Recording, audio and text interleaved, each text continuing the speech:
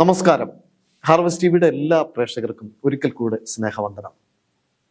മതപരിവർത്തനവും മനുഷ്യക്കടത്തും ആരോപിച്ച് രണ്ട് കന്യാസ്ത്രീകളെ ഛത്തീസ്ഗഡിലെ ദുർഗ് സെൻട്രൽ ജയിലിൽ അടച്ചതായിട്ടുള്ള സംഭവങ്ങളൊക്കെ ഈ ദിവസങ്ങളിൽ ഭാരതത്തിൽ വലിയ ഒച്ചപ്പാടുകൾ ഉണ്ടാക്കി. എന്നാൽ 9 ദിവസത്തിന് ശേഷം അവർക്ക് ജാമ്യം ലഭിച്ചു. ഹാർവസ്റ്റ് ടിവിയും ആ പ്രിയപ്പെട്ടവർക്ക് വേണ്ടി പ്രാർത്ഥിക്കുവാൻ ആഹ്വാനം ചെയ്തിരുന്നു. ഞങ്ങളുടെ പ്രേക്ഷകരായി ഈ വിഷയങ്ങൾ ഉൾക്കൊണ്ടുകൊണ്ട് പ്രാർത്ഥിച്ച എല്ലാ പ്രിയപ്പെട്ടവരോടുള്ള നന്ദിയും ഈ സമയം അറിയിക്കട്ടെ. ഉറ്റവരെയും ഉടയവരെയും ഒക്കെ വിട്ട് സാമൂഹ്യ പ്രതിബദ്ധതയോടും ദൈവസ്നേഹത്തോടും കൂടെ വടക്കേന്ത്യൻ സംസ്ഥാനങ്ങളിലേക്ക് പോയി ജീവകാരുണ്യ പ്രവർത്തനങ്ങളിലൂടെയും ദൈവിക സന്ദേശങ്ങൾ അറിയിക്കുന്നതിലൂടെയും മറ്റ് സാമൂഹ്യ പ്രവർത്തനങ്ങളിലൂടെയൊക്കെ ഒരു വലിയ കാഴ്ചപ്പാടോടെ ജീവിതത്തിന്റെ ലക്ഷ്യം പൂർത്തീകരിക്കുന്നവരാണ് ഈ സന്യാസിനിമാരും ഇതുപോലെയുള്ള ദൈവദാസന്മാരും അതുപോലെ ക്രിസ്തുവിന് വേണ്ടി നിൽക്കുന്ന പ്രിയപ്പെട്ടവരും ക്രൈസ്തവ സന്നദ്ധ പ്രവർത്തകരും എല്ലാം. പക്ഷെ അവർ ചെയ്യുന്നത് പലപ്പോഴും വിമർശിക്കപ്പെടുകയും മതത്തിന്റെ പേരിൽ അവർ ആക്രമിക്കപ്പെടുകയൊക്കെ ചെയ്യുന്ന ഒരു സാഹചര്യമാണ് ഇന്ത്യയിൽ അല്ലെങ്കിൽ വടക്കേന്ത്യൻ സംസ്ഥാനങ്ങളിൽ ഇപ്പോഴുള്ളത്. ഇവിടെ രണ്ട് കന്യാസ്ത്രീകളുടെ ഇത്തരത്തിലുള്ള വിഷയം വന്നു, വളരെ ഒച്ചപ്പാടുണ്ടായി, പ്രതിഷേധങ്ങൾ ഉണ്ടായി. എന്നാൽ അതിലപ്പുറം ചില വർഷങ്ങളായി തന്നെ ധാരാളം ദൈവദാസന്മാർ, നിരവധി വൈദികർ അവരുടെ കണ്ണുനീരും രക്തവും വീണ് വടക്കേന്ത്യൻ സംസ്ഥാനങ്ങൾ ചുവന്നിട്ടുണ്ട്. പലപ്പോഴും അങ്ങനെയുള്ളവരെ ഓർക്കുവാനോ മനസ്സിലാക്കുവാനോ ഭാരതത്തിലെ ക്രൈസ്തവരായ എല്ലാവർക്കും കഴിഞ്ഞിട്ടുമില്ല. എന്നാൽ അങ്ങനെ ചില വർഷങ്ങളായി തന്നെ അങ്ങനെ ഒറ്റപ്പെട്ടു പോകുന്ന, ജയിലറിൽ അടയ്ക്കപ്പെടുന്ന അവരുടെ കുടുംബങ്ങളെ ചേർത്ത് പിടിക്കുന്ന ഒരു അനുഗ്രഹിക്കപ്പെട്ട പ്രസ്ഥാനം, ഒരു ക്രൈസ്തവ സന്നദ്ധ സംഘടന ഭാരതത്തിൽ പ്രവർത്തിക്കുന്നുണ്ട്. ഭോപ്പാൽ കേന്ദ്രീകരിച്ച് പീഡിത ക്രൈസ്തവർക്ക് വേണ്ടി നിലകൊള്ളുന്ന പെർസിക്യൂഷൻ റിലീഫ് എന്ന് പറയുന്ന സംഘടനയാണ് അത്.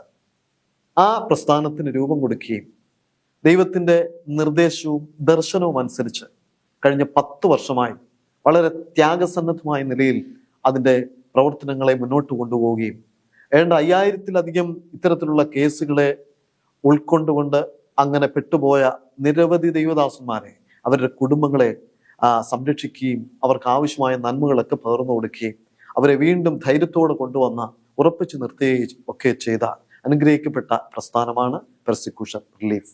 ആ പ്രസ്ഥാനത്തിന്റെ സ്ഥാപകനായി അതിന്റെ ചുക്കാൻ പിടിക്കുന്ന സുവിശേഷകൻ ഷിബു തോമസ് അവറുകളാണ് ഇന്ന് ഈ അഭിമുഖത്തിൽ നമ്മോടൊപ്പം ചേരുന്നുണ്ട്. പ്രത്യേകിച്ച് ഈ മതപീഡ സംബന്ധിച്ച അല്ലെങ്കിൽ മനുഷ്യക്കടത്തും മതപരിവർത്തനവും ഒക്കെ സംബന്ധിച്ച് കന്യാസ്ത്രീകൾ അറസ്റ്റിലാവുകയും ഇത്തരത്തിലുള്ള കോലാഹലങ്ങളൊക്കെ ഉണ്ടാവുകയും ചെയ്യുന്ന ഈ സമയത്ത് തന്നെ സുവിശേഷകൻ ഷിബു തോമസ് അവറുകൾ നമ്മളോടൊപ്പം ചേരുന്നത് സന്തോഷകരമായ കാര്യമാണ്. അദ്ദേഹത്തിന് ഒരുപാട് കാര്യങ്ങൾ ഇത് സംബന്ധിച്ച് നമ്മളോട് പറയാനുണ്ട്. പ്രാർത്ഥനാപൂർവം നമുക്ക് അദ്ദേഹത്തെ ശ്രദ്ധിക്കാം. വളരെ സന്തോഷത്തോടെ ഞങ്ങൾ സ്വാഗതം ചെയ്യുന്നു. കഴിഞ്ഞ 10 വർഷം വളരെ ശക്തമായ രീതിയിൽ പെർസിക്യൂഷൻ റിലീഫിന് പീഡിത ക്രൈസ്തവരുടെ ഇടയിൽ പ്രവർത്തിക്കാൻ കഴിഞ്ഞു എന്നുള്ളത് അഭിനന്ദനാർഹമാണ്. ആ അഭിനന്ദനവും സന്തോഷവും ഞങ്ങളും പങ്കിടുന്നു. ദൈവം ധാരാളമായി അനുഗ്രഹിക്കട്ടെ. ഈ ദിവസങ്ങളിൽ പ്രത്യേകിച്ച് ഇപ്പോൾ 2 കന്യാസ്ത്രീകൾക്ക് ജാമ്യം ലഭിച്ചിരിക്കുകയാണ്. ഇന്ത്യ ഒട്ടാകെ ഇന്ന് എനിക്ക് തോന്നുന്നു ഓഗസ്റ്റ് 2-ാം തീയതി ആ ജാമ്യം ലഭിച്ചു. വലിയൊരു പ്രതീക്ഷയാണ്, വലിയൊരു സന്തോഷമാണ് ക്രൈസ്തവ സമൂഹത്തിനുള്ളത്. കാരണം സഭാവിഭാഗമന്യേ എല്ലാവരും പ്രാർത്ഥിക്കുകയും ഇതിനു വേണ്ടി പ്രതിഷേധ ജ്വാല ഉയർത്തുകയും ചെയ്തിട്ടുണ്ട്. അപ്പം അത്തരം ഒരു സാഹചര്യത്തിലാണ് ഇന്ന് ഹാർവസ്റ്റ് ടിവിയിലേക്ക് അങ്ങ് വരുന്നതും നമുക്ക് ഒരുമിച്ച് ഇത്തരം കാര്യങ്ങൾ പങ്കിടാനായിട്ടുള്ള അവസരം ഉണ്ടായിരിക്കുന്നതും. അപ്പോൾ ഞങ്ങൾ വളരെ പ്രതീക്ഷയോടെയാണ് അങ്ങയുടെ ഈ വരവിനെ കാണുന്നത്. കാരണം കേരളത്തിൽ ഉള്ള വിശ്വാസി സമൂഹം വടക്കേന്ത്യയിൽ നടക്കുന്ന പല കാര്യങ്ങളെക്കുറിച്ചും കൃത്യമായ ഒരു ധാരണ ഉള്ളവരല്ല. അവിടെ പലപ്പോഴും ദൈവദാസന്മാർ മർദ്ദിക്കപ്പെടുന്നു, ആക്രമിക്കപ്പെടുന്നു, സഭകൾ ആക്രമിക്കപ്പെടുന്നു, ഒരുപാട് കഷ്ടനഷ്ടങ്ങളൊക്കെ സംഭവിക്കുന്നെങ്കിലും അതിന്റെ നിജസ്ഥിതി കൃത്യമായി ഇവിടെ ക്രൈസ്തവ സമൂഹം കൃത്യമായി അത് അറിയണമെന്നില്ല, അത് അറിയാനുള്ള സാധ്യതയുമില്ല. ചിലർ അറിയുന്നു എന്നുള്ളത്, ചിലർ പ്രാർത്ഥിക്കുന്നുണ്ട്, ചിലർ അറിയുന്നു. എന്നാൽ വടക്കേന്ത്യയിൽ കഴിഞ്ഞ 10 വർഷമായി പ്രത്യേകിച്ച് ഇത്തരത്തിൽ പീഡയിലൂടെ കടന്നു പോകുന്നവരെ തേടിപ്പിടിച്ച് അവരെ ആശ്വസിപ്പിച്ച് അവരെ ജയിലിൽ നിന്ന് പുറത്തു കൊണ്ടുവരുവാനും അവർക്ക് ഒരു പുനരുജ്ജീവനത്തിനുള്ള, അല്ലെങ്കിൽ അവർ ആ തളർന്ന അവസ്ഥയിൽ അവരെ ഒന്ന് ഉത്തേജിപ്പിക്കാനും അവരെ ചേർത്ത് പിടിക്കാനും ഒക്കെ പെർസിക്യൂഷൻ റിലീഫിന് കഴിയുന്നുണ്ട്. എങ്ങനെയാണ് ഇത്തരത്തിലുള്ള, അതായത് ഇങ്ങനെ ഒരു ഒരു ഒരു പ്രസ്ഥാനം ആവശ്യമാണ്, അല്ലെങ്കിൽ ഇത് നമ്മുടെ സമൂഹത്തിൽ ഇപ്പോൾ അത്യന്താപേക്ഷിതമാണെന്നുള്ളൊരു ചിന്ത അങ്ങയെ ഭരിച്ചത് എങ്ങനെയാണ്? ഇത് ഞാനായിട്ട് ചിന്തിച്ച് ചെയ്തായിരുന്നെങ്കിൽ ഇതൊരിക്കലും സംഭവിക്കത്തില്ലായിരുന്നു. ബിക്കോസ് ഞാൻ ഇങ്ങനത്തെ ഒരു കാര്യത്തിൽ ഒരിക്കലും മനസ്സിലെ ചിന്തകളിൽ പോലും ഇങ്ങനത്തെ ഒരു പ്രവർത്തനം ചെയ്യുമെന്ന് അതോ ചെയ്യണമെന്ന് ഒരു താല്പര്യമില്ലാത്ത മേഖലത്തിലായിരുന്നു. നമ്മളെപ്പോഴും ഈ സ്പിരിച്വൽ കാര്യം എന്തെങ്കിലും ചെയ്യാൻ നോക്കുമ്പോൾ അത് പബ്ലിക് ലൈഫിൽ നമ്മളെ എങ്ങനെ അംഗീകരിക്കും, നമ്മൾക്ക് എന്തോ ഇത് കിട്ടും, ആ ഒരു ചിന്താഗതി മനുഷ്യനായാൽ ഉണ്ടാകും. പക്ഷെ ഇങ്ങനത്തെ ഒരു വിളി ആദ്യമായിട്ട് ആർക്കും കിട്ടാത്ത ഒരു വിളി, ഈ 77 വർഷം ഇന്ത്യയിലെ ആർക്കും കിട്ടാത്ത ഒരു വിളി എൻ്റെ അടുക്ക് ദൈവം കൊണ്ട് പറഞ്ഞപ്പോൾ എൻ്റെ നോർമൽ റിയാക്ഷൻ ആയിരുന്നു, എന്നെ കൊണ്ട് ഒക്കത്തില്ല, I can't do it. Simple answer ആയിരുന്നു, എന്നെ കൊണ്ട് ഒക്കത്തില്ല. അപ്പം കർത്താവ് അൾട്ടിമേറ്റ്ലി എന്നെ നിർബന്ധിച്ചു. ആ നിർബന്ധം മുഖാന്തരം എനിക്ക് ജീവിതത്തിൽ ഒത്തിരി പേടിയും ഭയവും ഉണ്ടായി. എങ്ങനെയാണ് ഈ ദൈവത്തിൽ നിന്ന് ഇങ്ങനെ ഒരു കോളിംഗ്, അതായത് വ്യത്യസ്തമായ ഒരു വിളി, ഇവിടെ പറഞ്ഞതുപോലെ വ്യത്യസ്തമായ ഒരു വിളി, അതായത് പീഡ അനുഭവിക്കുന്നവരെ ചേർത്ത് പിടിക്കുക, അവരെ സഹായിക്കുക, അവരെ പുറത്തു കൊണ്ടുവരിക. ബൈബിൾ അങ്ങനെ ഒരു വാക്യവുമുണ്ട് യെശയ്യാ പ്രവചനത്തിൽ. അപ്പൊ ആ രീതിയിലുള്ള ഒരു വിളി എങ്ങനെയാണ് ദൈവം വിളിച്ചത്? അത് എങ്ങനെയാണ് ബോധ്യപ്പെട്ടത്? സാറേ, എൻ്റെ നേച്ചർ അപേക്ഷിച്ച് നോക്കുകയാണെങ്കിൽ എനിക്കിങ്ങനെ ആരെയും സഹായിക്കണോ, അല്ലെങ്കിൽ ഞാൻ എൻ്റെ കാര്യം നോക്കി നടക്കുന്ന ഒരു മനുഷ്യനാണ്. എൻ്റെ കുടുംബം ആ പ്രയോറിറ്റി, എനിക്ക് ബാക്കി ഒരു കാര്യവും ഒരു പ്രയോറിറ്റി അല്ല. പക്ഷെ ദൈവം എന്നോട് ഇത് സംസാരിച്ചപ്പോൾ ഞാൻ അത് റെസ്പോണ്ട് ചെയ്തില്ല. അൾട്ടിമേറ്റ്ലി എൻ്റെ മേളിൽ പ്രഷർ വന്നപ്പോൾ വേറെ എങ്ങോട്ടും പോകാൻ ജോനായെ പോലെ എന്നോട് ദൈവം സംസാരിച്ചു. നീ എത്ര ദൂരെ പോയാലും ഞാൻ തന്നെ വലിച്ചോണ്ട് വരും. അപ്പൊ അതെല്ലാം പേടിയും ഭീതിയും ഉണ്ടായി. അങ്ങനെ ഞാൻ സറണ്ടർ ചെയ്തു. ദൈവം എന്നോട് സ്പെസിഫിക്കലി പറഞ്ഞു പീഡ അനുഭവിക്കുന്ന ആൾക്കാരെ സഹായിക്കണം. ബിക്കോസ് ഞാൻ പേഴ്സണലി പീഡ അനുഭവിച്ചിട്ടില്ല. ഞാനൊരു ബെന്തിക്കോസ് കുടുംബത്തിൽ ജനിച്ചു വളർന്നു. ഞാനൊരു വിലയും കൊടുത്തിട്ടില്ല യേശുവിനെ അറിയാൻ വേണ്ടി. ബയോളജിക്കലി ഞാൻ അറിഞ്ഞു വന്നു, അപ്പനമ്മയുടെ കൂടെ ആരാധനയ്ക്ക് പോയി. അപ്പൊ ഞാൻ വിലയൊന്നും കൊടുത്തിട്ടില്ല. ഒന്നും കൊടുക്കാത്തതുകൊണ്ട് അതിന് വലിയ യേശു അല്ലെങ്കിൽ സഭ വലിയൊരു കാര്യമായിട്ടും ചിന്തിച്ചിട്ടില്ല. അതുകൊണ്ട് വരി തെറ്റിലും ജീവിതത്തിൽ അതിന് മുൻപേ പോയിട്ടുള്ളത്. പക്ഷേ ഇന്ന് 10 വർഷം കഴിഞ്ഞ് ഞാൻ ഇന്ന് ചിന്തിക്കുന്നത് ഇതിനെക്കാട്ടി നല്ലൊരു വേറൊരു വേല ഇല്ല ദൈവരാജ്യത്തിൽ. ബിക്കോസ് ഇത് ദൈവത്തിന്റെ ശരീരമാണ്. മനസ്സിലായോ? ദൈവം യേശു തലയും സഭ ശരീരമാണ്. അപ്പം ശരീരത്തിന് വേദന ഉണ്ടാകുമ്പോൾ ആ ശരീരത്തെ ശുശ്രൂഷിക്കുന്നത് കേട്ടാൽ, അതുമല്ല സാറേ, യേശു ഗെത്സമനെ പോയപ്പോൾ യേശു എല്ലാരെയും കൊണ്ടുപോയില്ല. യാക്കോബിനെയും യോഹന്നാനെയും പത്രോസിനെയും മാത്രമേ ഗെത്സമനെ കൊണ്ടുപോയുള്ളൂ, എന്റെ കൂടെ ഇരുന്ന് പ്രാർത്ഥിക്കാൻ. അപ്പൊ അത്രയും വിശ്വാസമുള്ള ആൾക്കാർക്ക് ആ പുള്ളി കൊണ്ടുപോയുള്ളൂ കൂടെ. അപ്പം എന്നെ യേശു ഇത്രയും വിശ്വസിച്ച് എൻ്റെ കയ്യിൽ ഈ ശുശ്രൂഷ ഏൽപ്പിക്കുന്നത് തന്നെ അത് തന്നെ വലിയൊരു കാര്യമാ. ബിക്കോസ് എല്ലാവർക്കും കൊടുക്കാത്ത ഒരു ശുശ്രൂഷ എനിക്കിത് തന്നെങ്കിൽ ഇത്രയും വർഷത്തിൽ ഇങ്ങനത്തെ ഒരു വേറെ ഒരു പ്രസ്ഥാനമില്ല. കോംപ്രിഹെൻസീവ് സപ്പോർട്ട് കൊടുക്കുന്ന ഇന്ത്യയിൽ വേറെ ഒരു പ്രസ്ഥാനമില്ല. വേറെ പ്രസ്ഥാനങ്ങളുണ്ട് അഡ്വക്കസി കൊടുക്കാനോ ഇങ്ങനത്തെ കാര്യത്തിലൊക്കെ ഉണ്ട്. പക്ഷെ കോംപ്രിഹെൻസീവ് കൊടുക്കുന്ന ഒരു കാഴ്ചപ്പാടുള്ള ഇതില്ല. അപ്പം ആ ഒരു സിറ്റുവേഷനിൽ ഞാൻ ഇന്ന് എല്ലാം കൊടുത്തിട്ടും എനിക്ക് സന്തോഷമാണ്. 10 വർഷം മുമ്പ് ഞാൻ സമ്പന്നനായിരുന്നു, ഇന്ന് ഞാൻ ദരിദ്രനായെങ്കിലും പൗലോസിന് പറയുന്നതിന്റെ കൂട്ട് ഞാൻ എന്നെ തന്നെ വേദിയിൽ ഒരിച്ചു കൊടുത്തു. I poured myself as A drink offering. അതാ എന്റെ സിറ്റുവേഷൻ. ഇപ്പൊ എന്നെ ഇതിന്റെ അകത്ത് വിളിച്ചപ്പോ ആദ്യം എന്നെ ഇതിന്റെ അകത്തൊന്ന് കൊണ്ടുപോയി. പീഡ എന്തുവാന്ന് എന്നെ പഠിപ്പിച്ചു. ആദ്യം പീഡ എന്തുവാന്ന് എന്നെയാ പഠിപ്പിച്ചത്. എന്റെ മേളിൽ ഏറ്റവും വലിയ കുറ്റം ചുമന്നത് ദേശദ്രോഹ കുറ്റത്ത് അല്ലെങ്കിൽ അങ്ങനത്തെ കുറ്റങ്ങൾ ആദ്യമായിട്ട് ചുമന്നത്. അതുകൊണ്ട് ഞാൻ ഇതിന്റെ വേദന എന്തുവാന്ന് എനിക്ക് അറിയാം. വേദന അറിഞ്ഞാലേ മറ്റുള്ളവരെ സഹായിക്കാൻ ഒക്കത്തുള്ളൂ. അപ്പൊ ഞാൻ വേദന അനുഭവിച്ചപ്പോൾ ഇപ്പൊ ഇന്ന് ഈ സിസ്റ്റേഴ്സ് പ്രീതിയും വന്ദനയും രണ്ടുപേരും വെളിയിൽ ഇറങ്ങി. അവരുടെ കൂടെ ഇത്രയും വലിയ ആൾക്കൂട്ടമുണ്ട്. കത്തോലിക്ക സഭ വലിയ പ്രസ്ഥാനമുണ്ട്. ഫൈനാൻഷ്യലി ഒരു ഞെരുക്കവുമില്ല. പൊളിറ്റിക്കൽ കവറേജ് എല്ലാം ഉണ്ട്. ഏത് അച്ഛന്മാർ ഏത് മുഖ്യമന്ത്രിക്കും പ്രധാനമന്ത്രിയുടെ അടുക്ക് പോകാനുള്ള കഴകത്വമുണ്ട്. പക്ഷേ ഉത്തർപ്രദേശിലെ വില്ലേജിൽ കിടക്കുന്ന ഒരു മനുഷ്യന് വേണ്ടി ആര് എവിടെ എങ്ങനെ പോകും? സഭ പോലും അതിൻ്റെ അകത്ത് കൈയിടത്തില്ല.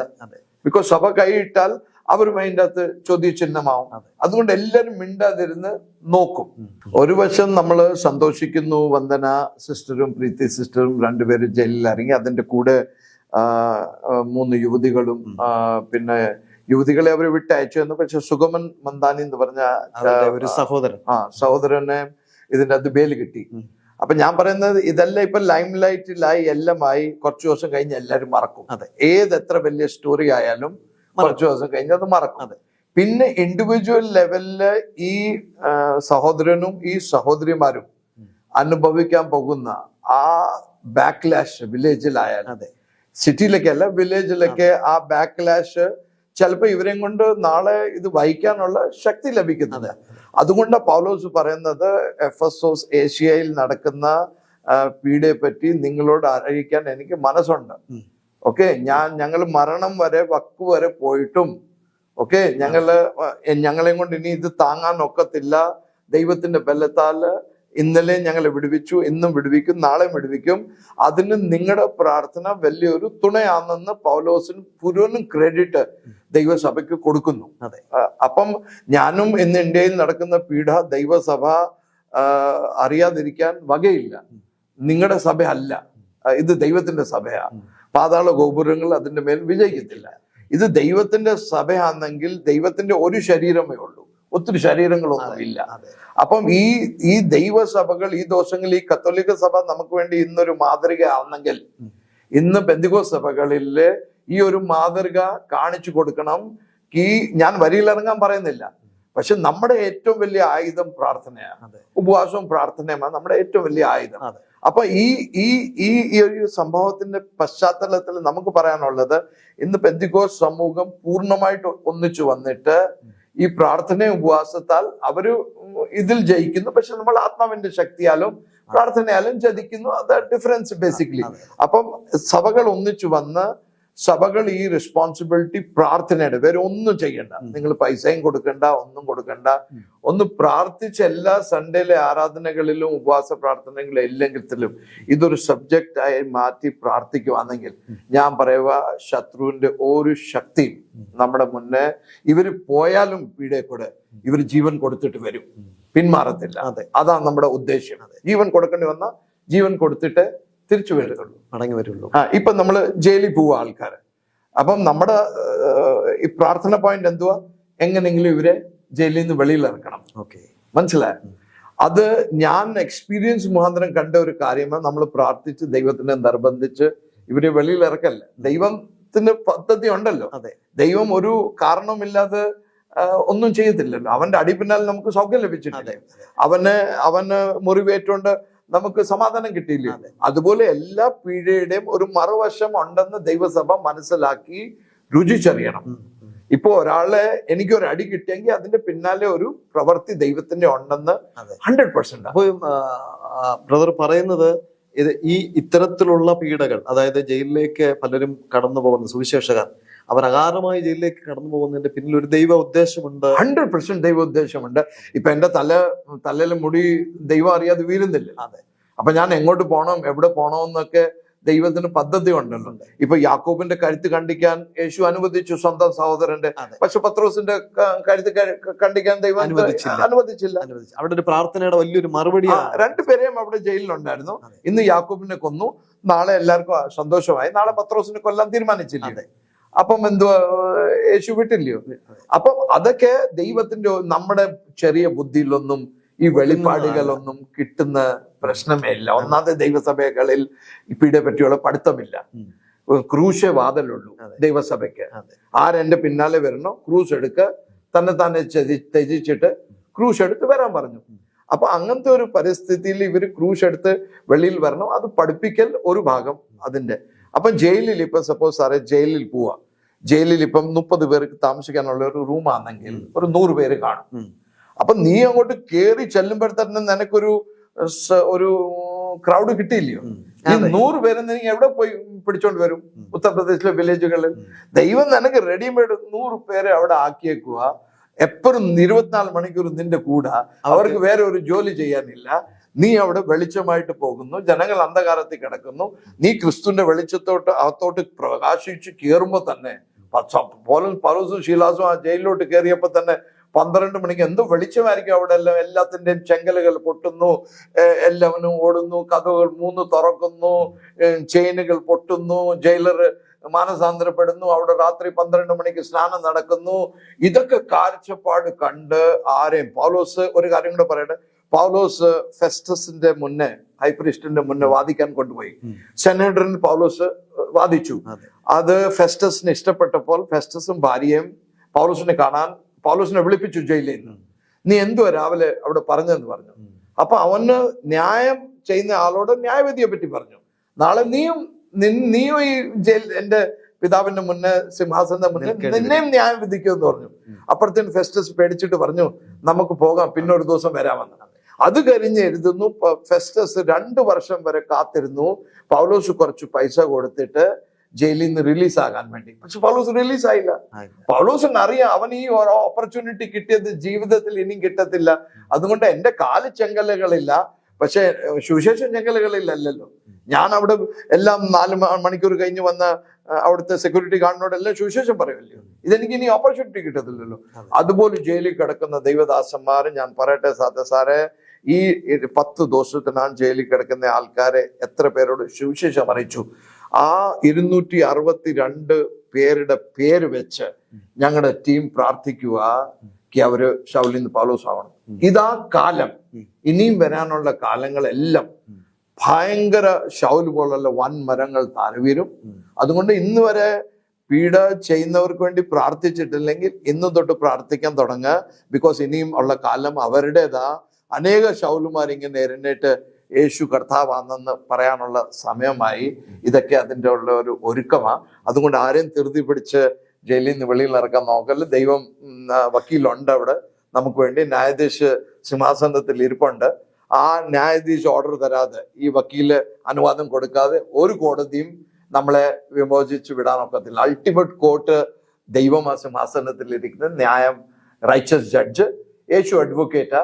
അവര് ഈ കേസ് വാദിക്കാതെ ആർക്കും ഒന്നും ചെയ്യാനൊക്കത്തില്ല. അവര് പറയും ഇന്ന് വിടണം, ഇന്ന് വിടും. യഥാർത്ഥത്തിൽ സാധാരണ വിശ്വാസികൾക്ക് മനസ്സിലാകാൻ കഴിയാത്തൊരു ആത്മീയ തത്വമാണിത്.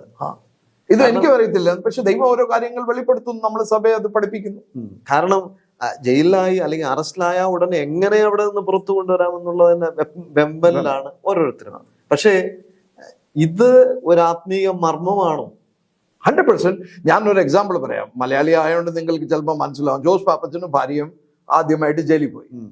ജോസ് പാപ്പച്ചൻ ആദ്യമായിട്ട് ജയിലിൽ പോയപ്പോൾ ഇനീഷ്യൽ ദിവസങ്ങളെല്ലാം കരഞ്ഞ് വെളിച്ച് പ്രാഗി അങ്ങ് ദൈവത്തെ പോലും വിടുമെന്നുള്ള ഒരു ആറ്റിറ്റ്യൂഡിലാണ് പോയത്.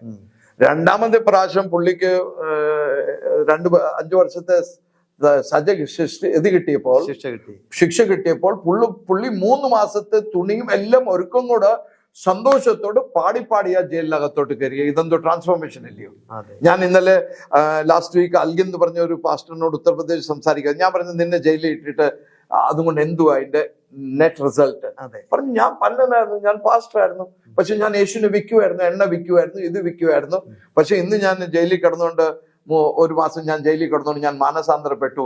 ഇനിയും ഞാൻ അവിടെ ഞാൻ UP-യിലുള്ള എല്ലാ പാസ്റ്റർമാരെ കണ്ട് ഞാനും അതുപോലെ ചെയ്യാൻ തുടങ്ങി. ഇനി ആ പരിപാടി ഇല്ല, ആരും എൻ്റെ കൂടെ ഉണ്ടോ? അപ്പൊ എന്തൊക്കെ ജയിലിൽ പോയി എന്തൊക്കെ മാനസാന്തരം എവിടെയൊക്കെ നടക്കുന്നു അതിൻ്റെയൊക്കെ കണക്കെടുക്കാൻ പോകുകയാണെങ്കിൽ ഈ ജയിലിലൊക്കെ പോകുന്നത് വെറും നിസ്സാരവും ഒന്നുമില്ലെന്ന് നമുക്ക് മനസ്സിലാവും. യേശുവിന്റെ 3 ദിവസം ആ തേഴ്സ്ഡേ രാത്രിയിലുള്ള പീഡന, ഫ്രൈഡേ ഉച്ച വരെ, അതൊക്കെ ഒന്നുമില്ല. ഇന്ന് നമുക്ക് കിട്ടിയ പ്രതിഫലം നോക്കുവാണെങ്കിൽ യേശുവിന്റെ ആ കുറച്ചു മണിക്കൂറത്തിന്റെ ആ പീഡ ഇന്ന് ദൈവസഭയ്ക്ക് വേണ്ടി അത് സമ്പത്തല്ലയോ? സമ്പത്തല്ലയോ?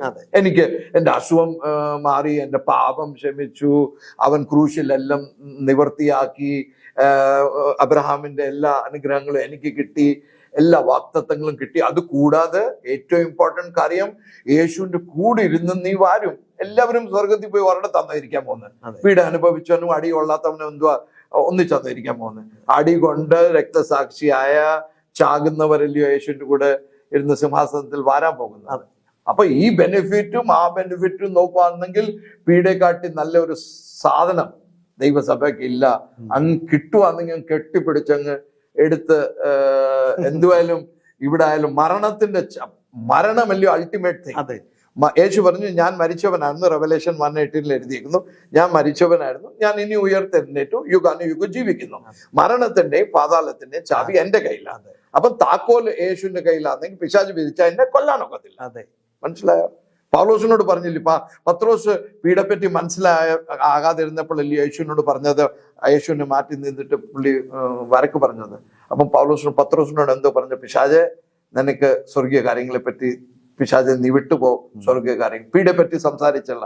അതുപോലെ ഇന്നത്തെ സഭ പീഡ എന്തുവാന്ന് ഒരു കാഴ്ചപ്പാടുമില്ലാത്ത പത്രോസ്, യേശു അവരെ നോക്കിയിട്ട് പറയും, പിശാചെ മാറി നിനക്ക് ലോക കാര്യങ്ങളെ പറ്റിയ മുട്ടുവേദനയും തലവേദനയും പ്രോസ്പെറിറ്റി നിത്യജീവനെ പറ്റി നിനക്ക് അറിവില്ലാത്തതുകൊണ്ട്, നീ അറിവായപ്പോൾ പരിശുദ്ധാത്മാവ് നിന്റെ അകത്ത് വന്നപ്പോൾ നീ ക്രൂശയില് നേരെ കിടന്നില്ല, തിരിഞ്ഞു കിടന്നു. പറഞ്ഞു, ഞാനിങ്ങനെ മരിക്കത്തില്ല, എന്റെ കാല് മേളിക്കൊണ്ടു, എന്റെ തല മേളിക്കൊണ്ടു. അതാണ് ട്രാൻസ്ഫോർമേഷൻ. അതാണ് ദൈവസഭ എംബ്രേസ് ചെയ്യേണ്ട ഒരു കാര്യം ഇന്നത്തെ കാലഘട്ടത്തിൽ. ഡൽഹിയിൽ അറസ്റ്റിലായ ചില മാസങ്ങൾക്ക് മുമ്പ്, എനിക്ക് കഴിഞ്ഞ വർഷം ഡൽഹിയിൽ എനിക്ക് തോന്നുന്നു ആ ഭാഗത്ത് അറസ്റ്റിലായ ഒരു മലയാളി പാസ്റ്റർ സന്തോഷ് ജിജി ദമ്പതികൾ, അവര് ഇവിടെ വർക്ക് ചെയ്ത ഇവിടുത്തെ ഒരു വിഷ്വൽ എഡിറ്ററുടെ മാതാപിതാക്കളായിരുന്നു. ആ സമയത്ത് അത് വലിയൊരു പ്രകമ്പനം ഉണ്ടാക്കിയ, ചലനമുണ്ടാക്കിയ, പ്രത്യേകിച്ചും മലയാള ക്രൈസ്തവ സമൂഹത്തിൽ, പെന്തക്കോസ്ത് സമൂഹത്തിൽ ഒരു ചലനം ഉണ്ടാക്കിയ ഒരു സംഭവമായിരുന്നു. എന്നാൽ അതിനുശേഷം വടക്കേ ഇന്ത്യയിലും ധാരാളം അറസ്റ്റുകൾ ഉണ്ടായിട്ടുണ്ട്. എന്നാൽ ഇവരുടെ, എനിക്ക് തോന്നുന്നു, ഒരു ചലനം ഉണ്ടാക്കിയ ഒരു സംഭവം എന്നുള്ള നിലയിൽ അത് ഒരുപാട് പേർ ശ്രദ്ധിക്കുന്നതിനിടയായി തീർന്നു. അന്ന് സത്യത്തിൽ ധാരാളം പ്രാർത്ഥനകൾ ഇവിടെ നിന്ന് ഉയർന്നിരുന്നു.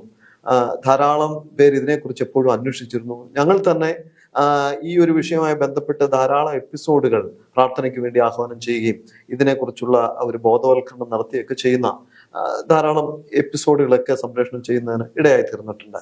യഥാർത്ഥത്തിൽ അത് അന്നൊരു വലിയ ദുഃഖവും വേദനയും ഒക്കെ ആയിരുന്നു അന്ന്. അങ്ങനെ ആ ഒരു കുടുംബത്തിന് അങ്ങനെ സംഭവിച്ചപ്പോൾ യഥാർത്ഥത്തിൽ ഈ വടക്കേന്ത്യയിൽ അതുകൊണ്ട് തന്നെ ഞങ്ങൾക്കത് മനസ്സിലാകും. ഇങ്ങനെ ഒരാൾ ജയിലിലായി പോയാൽ അവരുടെ കുടുംബം അനുഭവിക്കുന്ന വ്യഥ എങ്ങനെയാണ്, അവരുടെ ദുഃഖങ്ങൾ എന്തൊക്കെയാണെന്ന്.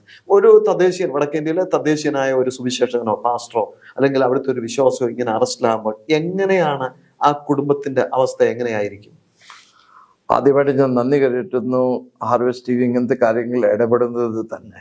ഇന്ന് പേടിയും ഭയവും ഉണ്ടായി, TV ചാനലിൽ ഇതാകുമോ അതാകുമോ എന്നുള്ള ആ ഭയം. പക്ഷെ ഒന്നും വിചാരിക്കാതെ ക്രിസ്തുവും ക്രിസ്തുവിന്റെ ശരീരത്തെ ഉയർത്തിപ്പിടിക്കുന്ന ഇന്നത്തെ പ്രസ്ഥാനങ്ങൾ ഒത്തിരി കുറവ്. അതിനുവേണ്ടി ഞാൻ നന്ദി കരുതുന്നു.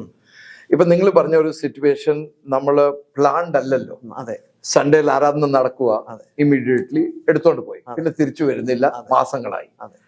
അപ്പം നമ്മളെ സാധാരണ മനുഷ്യരെ പോലും ബാങ്കിൽ പൈസ ഇല്ലല്ലോ. അതെ, വലിയ വരുമാനമുണ്ട്, പോയി 10 കിലോ അരിയോ ഗോതമ്പോ മേടിക്കാനുള്ള കാര്യത്തില്ലാത്ത മാക്സിമം കേസസിൽ ഞാൻ നോക്കുമ്പോൾ ഒരു 100, 1000, 500 ഇതിൽ കൂടുതലൊന്നും ഇവരുടെ അക്കൗണ്ടുകളിൽ പൈസ ഇല്ല.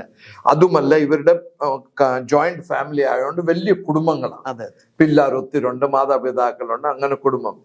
അങ്ങനെ അതിന്റെ വിലയൊക്കെ ഞാൻ ഇതിൻ്റെ അകത്ത് കയറിയിട്ടാ മനസ്സിലായ സാറേ. ഒരു ടൈം ആദ്യമൊക്കെ എന്തുവായിരുന്നു, ഇവര് ഫുഡ് ഇല്ലാതെ കഷ്ടപ്പെടത്തില്ല വില്ലേജിലെ പാസ്റ്റർമാർ. ബിക്കോസ് ഇവരുടെ വിശ്വാസികളെല്ലാം ഗോതമ്പ് അരിയുടെ ഇത് ചെയ്യുന്ന, എല്ലാവർക്കും ഖേത്തിയുണ്ട്, ഖേത്തി ചെയ്യുന്നതാണ്. അപ്പം എല്ലാരും സ്വത്രാഴ്ച ചിലർ കുറച്ച് സബ്ജി കൊണ്ടുവരും, അപ്പം തിന്നാനും കുടിക്കാനും ഭക്ഷണ സാധനങ്ങളാണ് ഇഷ്ടം പോലെ ഉണ്ട്. പക്ഷേ ഇവർ അടയ്ക്കുമ്പോൾ ദൈവസഭ അടയ്ക്കപ്പെടുന്നു. ചർച്ച് ക്ലോസ് ആവും. ചർച്ച് ക്ലോസ് ആവുമ്പോൾ വിശ്വാസികൾ ഇങ്ങോട്ട് തിരിഞ്ഞു നോക്കുന്നില്ല. ഒന്നാമത് അവർക്ക് പേടി, രണ്ടാമത് അവർ വിശ്വാസത്തിൽ ഉറച്ചതല്ല. അവരിങ്ങനെ കാറ്റടിക്കുന്ന മരം പോലെ ചിലപ്പോ ഇങ്ങോട്ട് ചാവും, ചിലപ്പോ അങ്ങോട്ട് ചാവും, കുറച്ചു നേരം കഴിഞ്ഞാൽ അതങ്ങ് ഇളകിപ്പോകും. അങ്ങനത്തെ സിറ്റുവേഷനിൽ ഇന്ന് തിന്നാനും കുടിക്കാനും ഉള്ള വലിയ പ്രശ്നങ്ങളാണ്. ഓക്കെ. ലാസ്റ്റ് വീക്കിൽ തന്നെ ഞങ്ങൾ ഒരു 12-13 പിള്ളേരെ സ്കൂളിൽ പോകാതെ പീഡ അനുഭവിക്കുന്ന സ്കൂളിൽ പോകാതെ പിള്ളേരെ ആദ്യമായിട്ട് ഞങ്ങള് മുഴുവൻ വർഷത്തെ ഫീസ് നിറച്ച് അവരെ സ്കൂളിൽ വിട്ടു. അപ്പൊ അവരുടെ മാതാപിതാക്കൾ ജയിലിലാണ്. മാതാപിതാക്കൾ ജയിലില്ല, പിതാവ് ജയിലില്ല, മാതാവ് തന്നെ വെളിയിലുള്ളൂ, ഒന്നും ചെയ്യാനൊക്കത്തില്ല. ഒരു സഹോദരി ബ്ലൈൻഡാ, 3 പിള്ളേരുണ്ട്, ഒന്നുമില്ല. അപ്പൊ അവരോട് അവരുടെ അമ്മ പറഞ്ഞു, അവരുടെ അമ്മ വിശ്വാസത്തില്ല, അവള് പറഞ്ഞു ഡൈവോഴ്സ് ചെയ്യേ, ഇനിയും പുള്ളി വെളി വരുത്തില്ല. വിശ്വാസത്തിലല്ല, അമ്മ വിശ്വാസത്തിലുള്ള ഈ പെണ്ണിന്റെ. അപ്പം പറഞ്ഞു ഡിവോഴ്സ് ചെയ്യേ, വേറെ കല്യാണം കഴിക്കും, അവൻ ഇനിയും ജയിലിൽ നിന്ന് വെളി വരുത്തില്ല. അത്രയ്ക്ക് പ്രതിസന്ധികളിൽ നിന്ന്. അതും ഒരു ആസ്പെക്ട് ഒന്നുമല്ല, വില്ലേജ് ബോയ്ക്കോട്ട് ഒന്നാമത്തെ കാര്യം. ആരോടും സംസാരിക്കാനൊക്കത്തില്ല, ആരോടും വേദന പറയാനൊക്കത്തില്ല, തന്നെ ഞെരുങ്ങുക.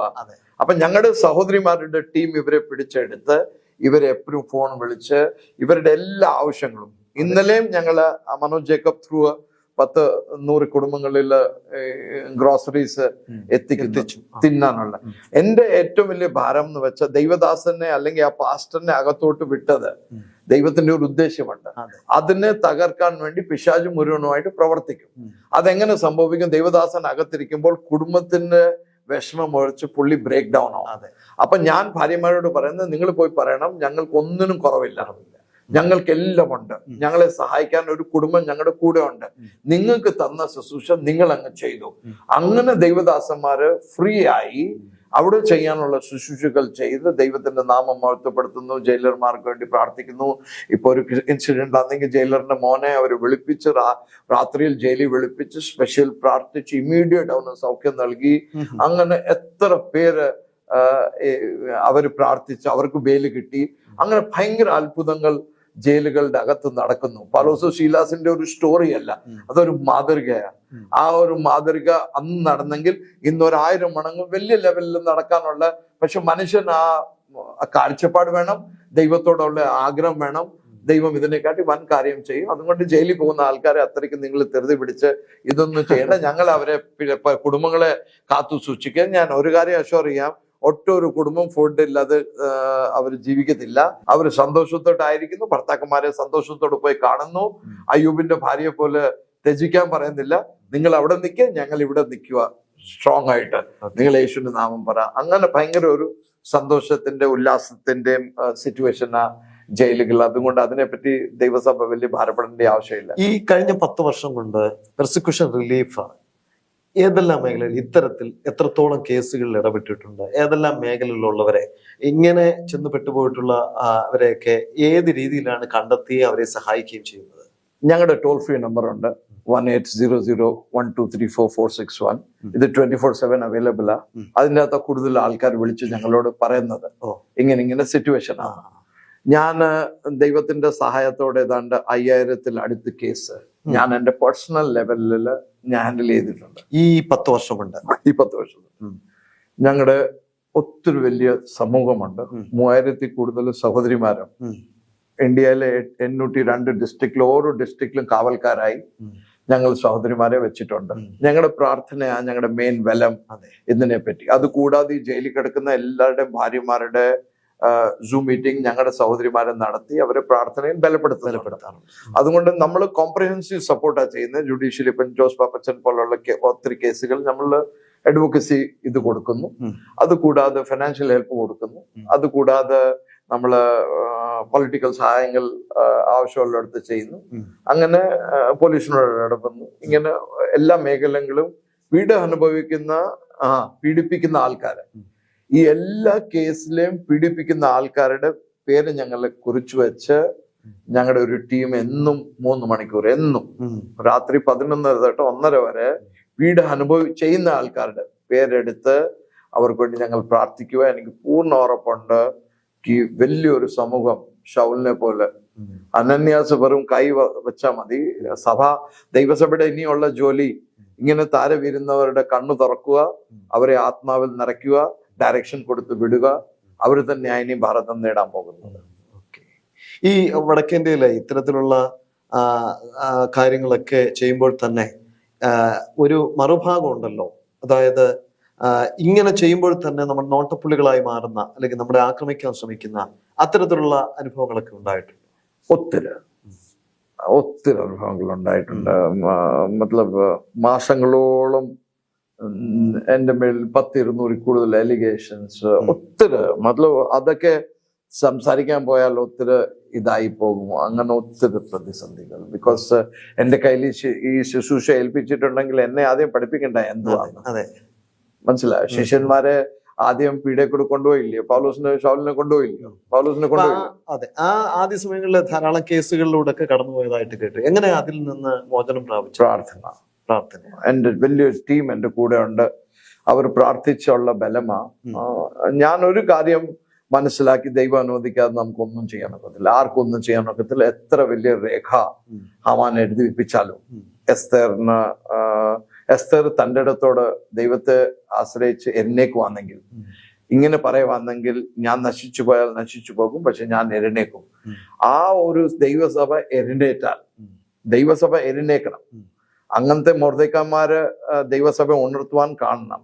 അങ്ങനെ ഒരു എസ്തർ തീരുമാനിച്ച് എഴുന്നേറ്റ് കഴിഞ്ഞാൽ ശത്രുക്കൾ ചിതരാതല്ലാതെ വേറെ ഒരു ഓപ്ഷൻ ശത്രുക്കളുടെ കയ്യിലില്ല. വിജയം അവൻ തോറ്റവനാ, അവൻ പെർമനന്റ്ലി തോറ്റവനാ, അവൻ ജയിക്കാനുള്ള സാധ്യതകളില്ല, ഒരു ഓപ്പർച്യൂണിറ്റി ഇല്ല. അപ്പം എസ്തർ പറഞ്ഞതിന് കൂട്ടി ഇഫ് ഐ പെരിഷ്, ഞാൻ നശിച്ചു പോയാൽ നശിച്ചു പോകും, പക്ഷെ ഞാൻ എഴുന്നേക്കും.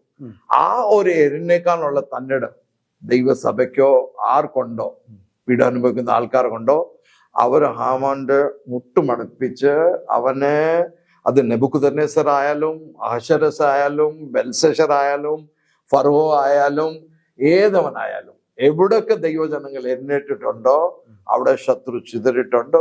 ഒരു കാരണവശാലും ജയം നമ്മുടേത് തന്നെയാ. ഏറ്റവും വലിയ കാരണം അതിന്റെ നമ്മളല്ല യുദ്ധം ചെയ്യുന്നത് ദൈവമാ. Battle belongs to the Lord. ദൈവം ഇന്ന് വരെ ഒരു യുദ്ധം തോറ്റിട്ടില്ല, അതുകൊണ്ട് ഞാനും തോക്കത്തില്ല. സിമ്പിൾ. നാളെ എന്റെ ജീവനാന്ന് ദൈവത്തിന്റെ ആഗ്രഹം. അതും ദൈവം എന്നെ ഒത്തിരി സ്നേഹിക്കുന്നതുകൊണ്ട് എന്നെ രക്തസാക്ഷി ആക്കിയാലും, അത് ദൈവം എന്നെ ഒത്തിരി സ്നേഹിച്ച് എന്നെ സിംഹാസനത്തിൽ 1000 വർഷം വാണ്ടിലിരിക്കുമ്പോ എന്നെ ചിലപ്പോ അതിന്റെ അപ്പുറത്ത് ഇരുത്താനായിരിക്കും എന്നെ രക്തസാക്ഷി ആക്കുന്നത്. അതെന്നെ അത്രയും സ്നേഹിക്കുന്നുണ്ടല്ലേ. എല്ലാവർക്കും ഒന്നും പീഡൊന്നും ഇല്ല സാറേ. ദൈവത്തെ അത്രയ്ക്ക് സ്നേഹിച്ച് പ്രാന്ത് പിടിച്ച് ഇറങ്ങുന്നവനേ ഉള്ളൂ ഈ അടിയും പിടിയൊന്നും. വേറെ ഈ തുള്ളി ചാടി ആടിപ്പാടി 4 അന്യഭാഷ പറഞ്ഞ എല്ലാ സൺഡേയിലും തുള്ളി ചാടി വരുന്നൊന്നും അല്ല. ഈ സഭകളൊക്കെ വെറുതെ ഒരു വേറെ നശിച്ച ലെവലിലേക്ക് അവസ്ഥയ്ക്ക് പോവാ. അതുകൊണ്ട് ഞാൻ ഇങ്ങനത്തെ ഗവൺമെന്റുകളെയൊക്കെ ഞാൻ സല്യൂട്ട് ചെയ്യുന്നു. ഇവർ മുഖാന്തരം ദൈവസഭ ഉണരുന്നു. അതുപോലെ ശദ്രക് മേശക് അബേദ്നെഗോ തീ പോയില്ലായിരുന്നെങ്കിൽ ഈ സിറ്റുവേഷൻ നെബൂഖദ്നേസർ മുട്ടുമടക്കത്തില്ലായിരുന്നല്ലോ. ഇന്ന് ഞാനിത് അനുഭവിക്കാതെ നാളെ ഇവരുടെ വിമോചനമില്ലല്ലോ. അതെ, ഈ പെർസിക്യൂഷൻ റിലീഫ് ഒരു ക്രൈസ്തവ സന്നദ്ധ സംഘടനയാണ്. അപ്പോൾ തന്നെ പ്രാർത്ഥനയാണ് അതിന്റെ മുഖമുദ്രയും. 100%. ഓക്കെ, പ്രാർത്ഥനയാണ്. ഞങ്ങളുടെ എന്നും രാവിലെ 1000 കൂടുതൽ സഹോദരിമാർ രാവിലെ 4 മണിക്ക് എഴുന്നേക്കും. അതുകൂടാതെ 4:30 തൊട്ട് 6:30 വരെ ഏതാണ്ട് 500 കൂടുതൽ സഹോദരിമാർ എന്നും ലാസ്റ്റ് 2 വർഷം തൊട്ട് പ്രാർത്ഥിക്കുക. പ്രാർത്ഥന 24 മണിക്കൂറും പീഡ അനുഭവിക്കുന്ന ആൾക്കാർക്കും പീഡ ചെയ്യുന്നവർക്കും. ഞങ്ങൾക്ക് ഒരു വിദ്രോഹവും ഇല്ല. ഗവൺമെന്റുമായിട്ടോ BJP പാർട്ടിയുമായിട്ടോ RSSുമായിട്ടോ ബജറംഗ് ദളുമായിട്ടോ ഞങ്ങൾക്ക് ഒരു പ്രോബ്ലം ഇല്ല. ഞങ്ങൾക്കുള്ള പ്രോബ്ലം പിശാചുമായിട്ടാ. ഞങ്ങൾക്ക് കാണുന്ന മനുഷ്യരോട്, മാംസവും രക്തങ്ങളോടും ഞങ്ങൾക്ക് ഒരു വൈരാഗ്യമില്ല. ഞങ്ങൾ എപ്പം വേണമെങ്കിലും അവരെ കെട്ടിപ്പിടിച്ച് ഉമ്മ കൊടുത്ത് അവർക്ക് വേണ്ടി പ്രാർത്ഥിച്ച് അനുഗ്രഹിച്ച് വിടാനുള്ള ആ കാഴ്ചപ്പാട് ദൈവം ഞങ്ങൾക്ക് നൽകി തന്നിട്ടുണ്ട്. അപ്പൊ ഈ പ്രയർ വാരിയേഴ്സ് ഉള്ളതുപോലെ തന്നെ ഈ നിയമപരമായ കാര്യങ്ങളിലൊക്കെ ഇടപെടുന്നതിന് എങ്ങനെയാണ്? ഒരു അഡ്വക്കസി ഗ്രൂപ്പ് ഞങ്ങളുടെ കയ്യിൽ ഫുൾ അഡ്വക്കസി ഗ്രൂപ്പ് ഉണ്ട്. ഒത്തിരി സ്റ്റേറ്റുകളിൽ അഡ്വക്കേറ്റ്സ് ഉണ്ട്. പക്ഷെ ഞാൻ അധികം അഡ്വക്കസിയിൽ ഹാൻഡിൽ ചെയ്യാത്തത് ബിക്കോസ് ഞാൻ പീഡ ചെയ്യുന്ന ആൾക്കാർക്ക് കൗണ്ടർ FIR ചെയ്യാൻ അനുവദിക്കത്തില്ല. ഞാൻ പറയുന്നത് അത് ദൈവത്തിന്റെ ഉള്ള ഭാഗമാ. ഞാൻ ക്രിസ്തു മുഖാന്തരമായി പീഡനം അനുഭവിക്കുന്നത്. അപ്പൊ ക്രിസ്തുവിന്റെ റെസ്പോൺസിബിലിറ്റി അതെല്ലാം ഏറ്റെടുക്കണം. ക്രിസ്തു എന്തോ ചെയ്യേണ്ടതെന്ന് വെച്ചാൽ ചെയ്തോ. ശൗലിനെ പോലെ താരയിടണോ, കൊല്ലണോ, കൊണ്ടുവരണോ, തിരിച്ചു കൊണ്ടുവരണോ, വിശ്വാസിയാക്കണോ, അതെല്ലാം യേശുവിന്റെ പ്രൊറോഗേറ്റീവാ. അതുകൊണ്ട് നമ്മൾ ആ ഏരിയയിൽ കിടക്കത്തില്ല. ബിക്കോസ് ആദ്യം തൊട്ട് ദൈവം എനിക്ക് കാഴ്ചപ്പാട് തന്നത് സെർവിങ് പെർസിക്യൂട്ടർ ആൾക്കാരെ സെർവ് ചെയ്യുക, പീഡ ചെയ്യുന്നവരെ സ്നേഹിക്കുക. അതുകൊണ്ട് ഞാൻ ആ ലൈൻ 10 വർഷമായി. അത് മാറത്തില്ല. അതിന്റെ എത്ര എൻ്റെ മേളിൽ പ്രഷർ വന്നാലും ഞാൻ പീഡ ചെയ്യുന്ന ആൾക്കാരെ ഒരിക്കലും അവരുടെ അഗേൻസ്റ്റ് കേസ് ചെയ്യാൻ ഞാൻ എൻ്റെ വകയായിട്ട് അനുവദിക്കത്തില്ല. യേശു പറഞ്ഞു ഒരു സമയത്ത്, ഞാൻ പിതാവിനോട് പറയുവാണെങ്കിൽ 12 ലിഗിയോൺ സ്വർഗദൂതന്മാർ താര ഇറങ്ങും. ഒരു ലിഗിയോൺ എന്ന് വെച്ചാൽ 6000. 6,000 12 72,000 സ്വർഗദൂതന്മാർ താഴെ ഇറങ്ങിയതിനും ഒരു സ്വർഗദൂതൻ 1,85,000 പേരെ ഒരു കഴുത്ത് കണ്ടിച്ച് കളഞ്ഞു. അപ്പൊ 72,000 ആൾക്കാർ സ്വർഗദൂതന്മാർ അവിടെ ഉള്ള എല്ലാ തലയും കണ്ടിച്ചേനെ, തല കണ്ടിച്ചേനെ. പക്ഷെ ഞാനും നീ ഒന്ന് ദൈവത്തിന്റെ പൈതലായി സ്വർഗരാജ്യത്തിൽ പ്രവേശിക്കുമോ? യേശു പറഞ്ഞു. യേശു അത് ചെയ്തില്ല, യേശു സഹിച്ചു. അതുപോലെ ഇന്ന് ദൈവസഭ സഹിക്കണം. യോഹന്നാൻ 3:16 പറയുന്നു, അവൻ സ്നേഹിച്ചു, പുത്രനെ ഇവിടെ അയച്ചു, പുത്രൻ നമുക്ക് വേണ്ടി ജീവൻ തന്നു. പക്ഷെ 1 യോഹന്നാൻ 3:16 പറയുന്നു, സ്നേഹം എന്തുവെന്ന് വെച്ചാൽ നിങ്ങളുടെ സഹോദരന്മാർക്ക് വേണ്ടി നിങ്ങളുടെ ജീവിതം വിട്ടുകൊടുക്കണോ. അപ്പൊ നമ്മളിപ്പോഴും യേശുവിന്റെ ജീവിതത്തെ പറ്റി പിടിച്ചിരിക്കുക. 1 യോഹന്നാൻ 3:16 പറയുന്നു, നീ നിന്റെ you have to lay down your life for your brothers. നിന്റെ സഹോദരന്മാർക്ക് വേണ്ടി നീ നിന്റെ ജീവൻ കൊടുക്കുക. ജീവൻ കൊടുക്കുന്നത് ഇവിടെ വലിയ സ്നേഹം വേറെ ലോസ് അല്ലല്ലോ. യേശു പറഞ്ഞു, the one who saves his life will lose his life.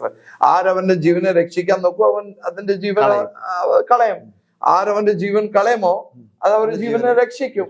ആ ഒരു കാഴ്ചപ്പാട് ഈ ഗവൺമെന്റിനെയോ അല്ലെങ്കിൽ യേശു ആരെ കുറ്റപ്പെടണം? സ്വന്തം ആൾക്കാരല്ലയോ ചെയ്തത്? ആർക്കു വേണ്ടി വന്ന അവരല്ലേ ചെയ്തത്? ഇന്ന് പീഡനം സ്വന്തം വീട്ടുകാർ ചെയ്യുന്നില്ലയോ? അതുപോലെ എല്ലാരും ചെയ്യുന്നു.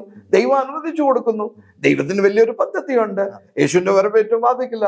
സഭ ഒന്ന് ശുദ്ധീകരിക്കോ. ഉത്തർപ്രദേശിലൊക്കെ ഈ പീഡയുടെ മുഖ്യ കാരണം ഇതാ, കൂടുതൽ ശതമാനം വെറും ഡ്രാമ അഭിനയിക്കുക, വെറും ഡ്രാമ. ഈ വില്ലേജിലൊക്കെ നോക്കുമ്പോൾ കോട്ടും ടൈയും ഒക്കെ ഇട്ടുകൊണ്ട് ആരെ ഇവരെ ഇതൊക്കെ പഠിപ്പിച്ചത്? ഇതൊക്കെ സ്റ്റൈൽ മാറ്റി ഇതെല്ലാം. ഇന്ന് ഇതൊക്കെ അനുഭവിക്കുന്നതുകൊണ്ട് അവിടെ ഒരു സാന്റിഫിക്കേഷൻ പ്രോസസ് നടക്കുക. ദൈവം വലിയൊരു ഉത്തർപ്രദേശ് ഇന്ത്യയിലെ ഏറ്റവും വലിയ രാജ്യമില്ലേ, അവിടെ തുടങ്ങട്ടെ. ഓരോ രാജ്യങ്ങളെങ്കിലും ദൈവം കൊണ്ടുവന്ന് കളയും ചുളുക്കവും ഇല്ലാത്ത ഒരു സഭയല്ലയോ എടുക്കാൻ വരുന്നത്. വേദന അനുഭവിച്ച് പീഡ അനുഭവിച്ച് അങ്ങനത്തെ ഒരു സഭയല്ലയോ ചേർക്കാൻ വരുന്നത്. എല്ലാവരും അങ്ങ് ആടിപ്പാടി അങ്ങ് പോകത്തില്ലല്ലോ, വില കൊടുക്കണ്ടായോ? അതൊരു വലിയ കാര്യമാണ്. അപ്പം യേശു പറഞ്ഞതിന് കൂട്ട് നമ്മളും ദൈവത്തിൽ വിട്ടുകൊടുക്കുക. ദൈവം ഈസ് ദ ബെസ്റ്റ് ജഡ്ജ്. പുള്ളിക്കാരൻ അറിയാം എന്തോ ചെയ്യേണ്ടി, എങ്ങനെ ചെയ്യേണ്ടി, ആരെ എന്തോ ചെയ്യണമെന്നും ദൈവത്തിന് അറിയാം. അപ്പൊ ആത്യന്തികമായി പറഞ്ഞാൽ ഈ പീഡ സഭയ്ക്ക് ആവശ്യമാണ്. 100%. സഭ പീഡയില്ലായിരുന്നെങ്കിൽ ആദ്യ നൂറ്റാണ്ടിലെ സഭ വളരത്തില്ലായിരുന്നു. എല്ലാരും ജെറൂസലേമിൽ തന്നെ തങ്ങിയിരുന്നേനെ. ഫിലിപ്പോസ് സമരിയെ പോകത്തില്ലായിരുന്നു. സഭ അവിടെ തന്നെ. ഫിലിപ്പോസ് സമരിയെ പോയിട്ട് സമരിയ എന്ന് വളരുന്നില്ല. ഇന്ന് വേൾഡിൽ 780 crore ആൾക്കാർ താമസിക്കുമ്പോൾ 380 കോടി ക്രിസ്ത്യാനികളാ. 192 കൺട്രീസിൽ ഏതാണ്ട് 135-38 കൺട്രീസ് ക്രിസ്ത്യാനികൾ. എങ്ങനെ ഈ ശിഷ്യന്മാരുടെ കയ്യിൽ പ്ലെയിൻ ഇല്ല, ഒന്നുമില്ല, ബസ് ഇല്ല, ട്രെയിൻ ഇല്ല, കാറില്ല. പരിശുദ്ധാത്മാവിന്റെ ശക്തിയിൽ ഇവർ പറന്നു പോയില്ലേ എല്ലായിടത്തും? പരിശുദ്ധാത്മാവിന്റെ ശക്തിയാൽ എല്ലായിടത്തും പറന്നു പോയില്ലേ? തോമസിനെ ഇവിടെ കൊണ്ട് എത്തിച്ചില്ലേ? അപ്പൊ തോമസും ഇവിടെ വന്ന് വില കൊടുത്തിട്ടില്ലേ പോയത്? മരിച്ചിട്ടല്ലേ പോയ ഇവിടെ? അത് തന്നെ വലിയൊരു 12-10 ശിഷ്യന്മാരെ രക്തസാക്ഷിയാകാൻ ദൈവം അനുവദിച്ചത് തന്നെ ദൈവസഭയ്ക്ക് ഒരു വലിയ മെസ്സേജ് അല്ലേ? അതെന്തിനാ? വെറുതെ ആണോ? കാരണമില്ലാതെ 10 പേര് രക്തസാക്ഷിയാക്കി. നിശ്ചയമായിട്ടും സ്വർഗത്തിന് ഇത്തരം വിഷയങ്ങളിൽ അല്ലെങ്കിൽ കർത്താവിന് ഇത്തരം വിഷയങ്ങളിൽ ഒരു ശക്തമായ പ്ലാൻ ഉണ്ട്. നമ്മൾ ഇന്നത്തെ ഈ പരിപാടികളെ നോക്കുന്നത് അവൻ നിത്യതയിലുള്ള കാര്യമാണ്. നമ്മളവിടെ 1000 വർഷം വാരണം. ഇപ്പം ഇസ്രായേലിലെ യുദ്ധം കഴിഞ്ഞ ആർക്കറിയാം നാളെ യേശു അവിടെ പർവ്വതത്തിൽ 1000 വർഷം വാരാൻ. അപ്പം ഇതൊക്കെ നോക്കുന്ന ആരാ? നമ്മളൊക്കെ അല്ലയോ ഇനി ഭരിക്കാൻ പോകുന്നത്? 5 വർഷത്തെ ഗവൺമെന്റ് ഒന്നും അല്ലല്ലോ. ആദ്യത്തെ ടെന്യൂർ തന്നെ 1000 വർഷം അല്ലയോ? അപ്പൊ ആരാ ഭരിക്കുന്നത്? എല്ലോ യേശു ഇരുന്നെങ്കിൽ തന്നെ ഭരിക്കുമോ? ഈ ട്രിവാൻഡ്രം ആര് ഭരിക്കും?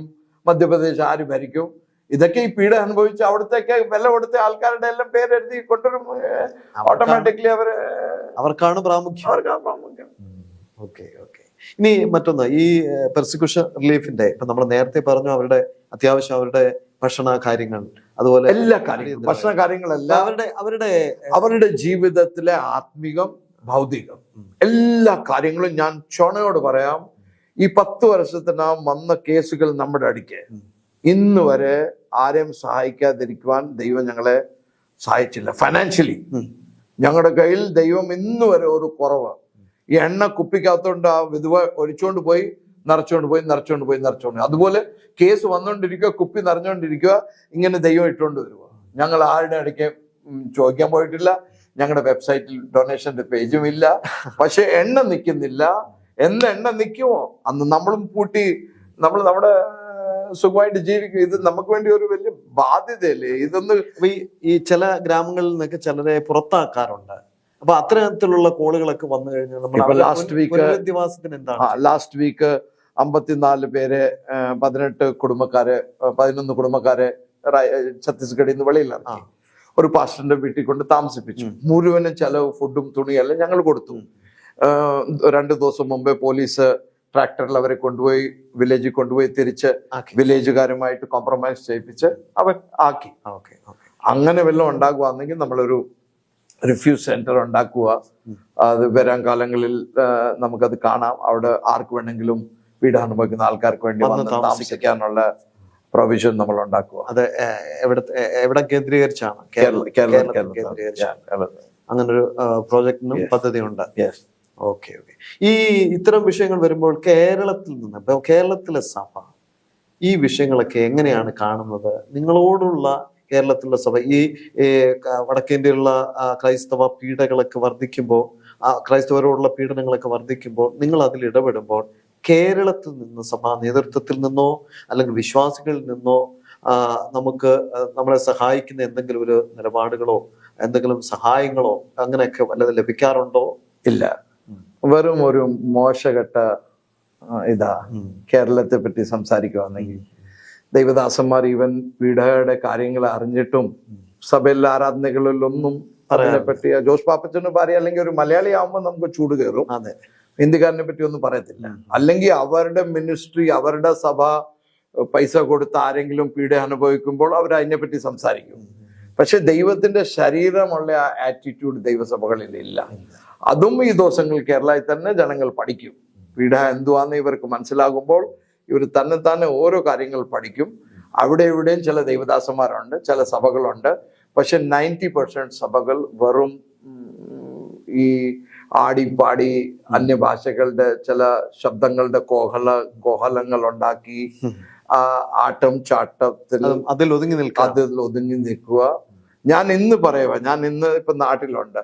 എപ്പം വേണമെങ്കിലും എന്നെ നിങ്ങളെ സഭയെ വിളിക്ക്, ഞാൻ പീഡ എന്തുവാന്ന് നിങ്ങളോട് പറയാം, പ്രാർത്ഥിക്കാൻ വേണ്ടി നിങ്ങൾക്ക് താല്പര്യമുണ്ടെങ്കിൽ എപ്പം വേണമെങ്കിലും. ഞാൻ ഒരു ഇൻഫർമേഷൻ ഇല്ലാതെ നിങ്ങൾ സാറ്റർഡേ രാത്രി വിളിക്കാമെങ്കിൽ ഞാൻ സൺഡേ രാവിലെ നിങ്ങളുടെ സഭയിൽ വരാം. യഥാർത്ഥത്തിൽ കേരളത്തിലെ സഭകൾ ഇത്തരം വടക്കേന്ത്യയിൽ ഇത്തരത്തിൽ ക്രൈസ്തവ സമൂഹം പീഡിപ്പിക്കപ്പെടുമ്പോൾ കേരളത്തിലെ സഭകൾ എന്ത് ചെയ്യണമെന്നാണ് അങ്ങ് ആഗ്രഹിക്കുന്നത്? സാറേ, ഒന്നും ചെയ്തില്ലെങ്കിലും ഈ സൺഡേയിൽ ഈ കാര്യങ്ങളൊന്ന് പറഞ്ഞ് ദൈവസഭയെ ഒന്ന് ഉണർത്തി, നമ്മുടെ ഭാഗം ഉത്തർപ്രദേശിലെ ദൈവദാസന്മാർ നമ്മുടെ ശരീരത്തിലെ ഒരു ഭാഗമാണ്. അത് വിരലായിക്കോട്ടെ എന്തോ ആയിക്കോട്ടെ, അതാണെന്നുള്ള ഒരു ബോധ്യം ഇവർക്ക് കൊടുത്ത്, ഇപ്പൊ പൗലോസ് അവന്റെ ശുശ്രൂഷ തികച്ചു. ഈ പൗലോസിന് വേണ്ടി പ്രാർത്ഥിച്ച എല്ലാവർക്കും പൗലോസ് മുഖാന്തരം കിട്ടിയ പ്രതിഫലങ്ങൾ ദൈവസഭയിൽ അത് എല്ലാവർക്കും കിട്ടത്തില്ലയോ? പ്രാർത്ഥിച്ചവർ. അതെ, ഇപ്പൊ ദാവീദ് യുദ്ധത്തിന് പോയി, പക്ഷെ യുദ്ധം ജയിച്ചു കഴിഞ്ഞ് കൊള്ള കിട്ടുമല്ലോ. ആ കൊള്ള എല്ലാവർക്കും വിഭാജിക്കത്തില്ല. ദാവീദ് മാത്രമല്ലല്ലോ വീട്ടിൽ കൊണ്ടുപോകും. ആ കൊള്ള വിഭാജിക്കത്തില്ല. അതുപോലെ പൗലോസ് അഥവാ ഓട്ടം തികച്ചു കഴിഞ്ഞ് അതിനുള്ള സ്വർഗത്തിനുള്ള പ്രതിഫലത്തിന്റെ എല്ലാ പങ്കും ഇതിനു വേണ്ടി ഒരു നേരം പ്രാർത്ഥിച്ചവനാണെങ്കിലും അവനത് കിട്ടും. നീ അറിയാതെ തന്നെ ചില സമ്പത്ത് നിനക്ക്. ഇത് ഒരു കാര്യം മനസ്സിലാക്കണം, ദൈവത്തിന്റെ ശരീരത്തിൽ നിങ്ങൾ കണ്ണൊന്നും മാറ്റിയൊന്നും അവോയ്ഡ് ചെയ്യാനൊന്നും നോക്കത്തില്ല. അവോയ്ഡ് ചെയ്യാൻ നിങ്ങളെ ദൈവം ശരിക്കും പഠിപ്പിക്കും. പക്ഷെ അതിനെ നിങ്ങൾ കരുതുവാണെങ്കിൽ ഞാൻ 100% പറയുക, അതിനെക്കാട്ടി നല്ല മാർക്ക് സ്വർഗത്തിൽ വേറെ ഒരു സാധനത്തിനും കിട്ടത്തില്ല. നിങ്ങൾ കോടികൾ കൊണ്ട് കൊടുത്തോ, പക്ഷെ ദൈവത്തിന്റെ ശരീരത്തിനെ ശുശ്രൂഷിച്ച ഒരാളാണെങ്കിൽ, മറിയം യേശുവിന്റെ ശരീരം ചത്ത ശരീരത്തെ ഒരുക്കാൻ വേണ്ടി പോയപ്പോൾ അവളെ ജീവനുള്ള യേശുവിനെ കണ്ട് അവൾക്ക് ഇത്രയും വലിയ പ്രതിഫലം കൊടുത്തെങ്കിൽ, ജീവിച്ചിരിക്കുന്ന യേശുവിന്റെ ശരീരമായ സഭയെ കൊടുക്കുകയാണെങ്കിൽ എന്തുവാ നിങ്ങൾ വിചാരിച്ചിരിക്കുന്നത്? ഈ കാര്യങ്ങളൊക്കെ എന്തുവാ? ഈ ഒരു ചൂട് വിശ്വാസികൾക്ക് കൊടുക്കുകയാണെങ്കിൽ, ഞാൻ പറയാം, ഇവിടെ നിന്ന് പ്രാർത്ഥിച്ച് എന്നിട്ട് മതി, ഭാരതത്തിന്റെ മുഴുവൻ നക്ഷ മാറും. ഈ കഴിഞ്ഞ 10 വർഷത്തിനിടയിൽ നമ്മൾ നേരത്തെ പറഞ്ഞു ഏകദേശം 5000-ഓളം കേസുകൾ കൈകാര്യം ചെയ്യാനായിട്ട് കഴിഞ്ഞിട്ടുണ്ടെന്നുള്ളത്. അങ്ങയുടെ ദൃഷ്ടിയിൽപ്പെട്ടിട്ടുള്ള, അതായത് 5000 അല്ല, പലയിടങ്ങളിൽ ഇങ്ങനെയുള്ള വിഷയങ്ങളുണ്ട്. അപ്പം മൊത്തത്തിൽ നോക്കിയാൽ വടക്കേന്ത്യയിൽ കഴിഞ്ഞ 10 വർഷത്തിനിടയിൽ എത്രത്തോളം കേസുകൾ ഇത്രയിൽ ഒതുങ്ങി നിൽക്കുന്നുവോ അതോ ഇതിലധികമാണോ? നമ്മൾ അറിഞ്ഞത് ഇത്രയും അറിയാത്തത് ഒത്തിരി ഉണ്ട്. ഉം. നമ്മൾ വരെ എത്താത്ത ഒത്തിരി കേസുണ്ട്. ഇതെല്ലാം പ്രൊമനന്റ് കേസസാ. സാധാരണ ഒത്തിരി കേസുകൾ കാണും. ചിലർ പറയാൻ താല്പര്യപ്പെടുന്നില്ല. ചിലരുടെ മിഷൻ ഓർഗനൈസേഷൻസ് അതങ്ങ് ഒതുക്കും, ബിക്കോസ് പബ്ലിക് വരാതിരിക്കാൻ വേണ്ടി. അങ്ങനെ ഒത്തിരി കാര്യങ്ങളുണ്ട്. അപ്പൊ അങ്ങനെയൊക്കെ നോക്കുവാണെങ്കിൽ എല്ലാ 2 ക്രിസ്ത്യാനികളും പീഡനം അനുഭവിക്കുന്നുണ്ട്. Every second Christian is facing. അതാ UCFന്റെ റിപ്പോർട്ടിന്റെ ബേസിസ്. എങ്ങനെയാണ് ദിവസമോ? ദിവസം ഒരു ദിവസം 2 ക്രൈസ്തവർ വീതം സെക്കൻഡ് ക്രിസ്ത്യൻ ഒരു 2 പേര് ഇത് ആവുന്നു, പീഡ അനുഭവിക്കുന്നുണ്ട് വടക്കേന്ത്യ. ഇപ്പൊ ഇത്തരം സാഹചര്യത്തിൽ ഇങ്ങനെയൊക്കെയുള്ള വിഷയങ്ങൾ വരുമ്പോൾ വടക്കേന്ത്യയിലുള്ള മറ്റ് സംസ്ഥാനങ്ങളെ അപേക്ഷിച്ച്, പ്രത്യേകിച്ച് ഇപ്പൊ ഛത്തീസ്ഗഡും ഉത്തർപ്രദേശുമാണ് കൂടുതൽ ക്രൈസ്തവ പീഡ വർദ്ധിക്കുന്നത് എന്ന് നമ്മൾ മനസ്സിലാക്കുന്നു. ഈ വിഷയത്തിൽ ഇപ്പൊ പലപ്പോഴും ഇപ്പൊ പ്രത്യേകിച്ച് ഈ കന്യാസ്ത്രീമാരുടെ വിഷയം, അതിനോടനുബന്ധിച്ച് പല പാസ്റ്റേഴ്സിന്റെ വിഷയമൊക്കെ പരിശോധിച്ചാൽ പോലീസ് നിഷ്ക്രിയരോ അല്ലെങ്കിൽ ഇവരെ ഉപദ്രവിക്കുന്നവരോടൊപ്പമാണ്. അങ്ങേക്ക് എന്താണ് ആ കാര്യത്തിൽ തോന്നിയിട്ടുള്ളത്? പോലീസിന് ഞാൻ കുറ്റം പറയത്തില്ല. പോലീസിന് മേൽ ട്രിമെൻഡസ് പ്രഷർ ആയിരിക്കും ഒത്തിരി കാര്യങ്ങളുടെ. ഓക്കെ, അത് ഞാൻ പേരെടുത്തൊന്നും പറയാൻ താല്പര്യമില്ല. അനേക പോലീസുകാര് നമ്മളെ സഹായിക്കാൻ അവർക്കറിയാം നമ്മൾ തെറ്റല്ലെന്ന്. മനസ്സിലായോ? പക്ഷെ ഒരു 10-500 പേര് ഒന്നിച്ചു കയറി ഒരാളെ ഇത് ചെയ്യുമ്പോൾ ആ സിറ്റുവേഷൻ ഒന്ന് തണുപ്പിക്കാൻ വേണ്ടി ചിലപ്പോൾ പാസ്റ്ററിനെ പിടിച്ചോണ്ട് അവർ ജയിലിൽ കൊണ്ടുപോകും. അവർ പറയുകയും ചെയ്യും. ഇപ്പൊ ഇത് കൊണ്ടുപോയില്ലെങ്കിൽ അവിടെ ഭയങ്കര പ്രശ്നമാവും. മോബിനെ എങ്ങനെ മാനേജ് ചെയ്യും? അപ്പൊ അവര് ചിലപ്പം കൊണ്ടുപോകും. നിർബന്ധത്തിൽ അവരുടെ മേൽ FIR ചെയ്യും. പക്ഷെ അകത്തുള്ള മനസാക്ഷിയിൽ അവരോട് ചോദിക്കുകയാണെങ്കിൽ അവർ പറയും ഇത് തെറ്റാ, ഇവരുടെ മേൽ കുറ്റമില്ല. ചിലരങ്ങ് വൈരാഗ്യത്തിൽ അങ്ങ് പോലീസ് ഓഫീസേഴ്സ് അത് ചെയ്യുമായിരിക്കും. ബിക്കോസ് എന്തുവായാലും ഇപ്പം ഒരു ഹിന്ദു മെജോറിറ്റി രാജ്യമാണെങ്കിൽ ഒരു ക്രിസ്ത്യാനി വന്ന് ഇവിടെ ഭരിക്കാൻ നോക്കുമ്പോൾ, അല്ലെങ്കിൽ അവൻ ചാടാൻ നോക്കുമ്പോൾ, ഒരു കോമൺ മനുഷ്യന്റെ ഒരു അകത്തെ മനുഷ്യന് വെളിയിൽ ഇറങ്ങുന്നതിന്റെ കൂട്ട് ആ ഒരു സ്വഭാവം എന്തായാലും കാണും. പക്ഷെ ഞാൻ പോലീസിനെയോ ഗവൺമെന്റിനെയോ പൊളിറ്റിക്കൽ ഗ്രൂപ്പിനെയോ ഒന്നും ഞാൻ കുറ്റം പറയുന്നില്ല. ദൈവം അറിയാതെ ഒന്നും സംഭവിക്കത്തില്ല. എല്ലാ പീഡയുടെയും പുറകിൽ ദൈവത്തിന്റെ ഒരു പദ്ധതിയുണ്ട്, ഒരു പ്ലാൻ ഉണ്ട്. എല്ലാ പീഡയും ദൈവം ഡെഫിനറ്റ്ലി അതിന്റെ ഒരു റിസൾട്ട് കൊണ്ടുവന്നിട്ട് ദൈവം മിണ്ടാതിരിക്കത്തുള്ളൂ. ആരും അങ്ങനെ വെറുതെ പോകുമെന്നൊന്നും ആരും വിചാരിക്കേണ്ട. ദൈവം അതിനു വേണ്ടി തക്ക സമയത്ത് ജീവിച്ചിരിക്കുന്ന എന്റെ ദൈവമാണെങ്കിൽ, 3-ാം ദിവസം കല്ലറ പൊട്ടിച്ച് അവനെ എണ്ണേറ്റ് ജീവിച്ചിരിക്കുന്നതാണെങ്കിൽ അവൻ ഡെഫിനറ്റ്ലി എല്ലാ കാര്യത്തിന്റെയും ഒരു റിസൾട്ട് കൊണ്ടുവരും, ഇന്നല്ലെങ്കിൽ നാളെ. ഇന്ത്യയിലെ ക്രൈസ്തവരെ സംബന്ധിച്ചിടത്തോളം അതിന്റെ വളർച്ചയ്ക്ക് ഏറ്റവും സംഭാവന നൽകിയ ഒരു സമൂഹമാണ് ഒരു കാലത്ത് മലയാളി ക്രൈസ്തവർ. നമുക്ക് ഈ അഭിമുഖം അവസാനിപ്പിക്കുമ്പോൾ ഈ മലയാളി ക്രൈസ്തവ സഭയോട് ആത്യന്തികമായി അങ്ങേക്ക് പറയാനുള്ളത് എന്താണ്? എനിക്ക് പറയാനുള്ള ഒരു കാര്യമുള്ളൂ, പീഡ അനുഭവിക്കുന്ന ആൾക്കാരുടെ കൂടെ നിൽക്കുക. ഒന്നിനെ പറ്റി ഭയപ്പെടേണ്ട ആവശ്യമില്ല. മുന്നോട്ട് പോകുക.